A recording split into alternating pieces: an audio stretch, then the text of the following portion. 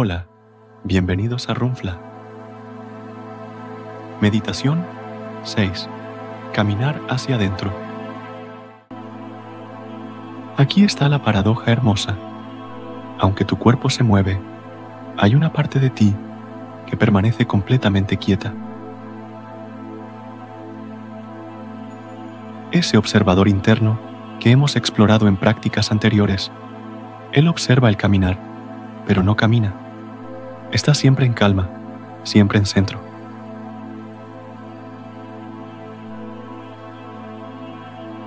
Puedes sentir ambas cosas simultáneamente, el movimiento de tus piernas y la quietud de tu conciencia observadora. Esto es caminar hacia adentro, movimiento externo, viaje interno.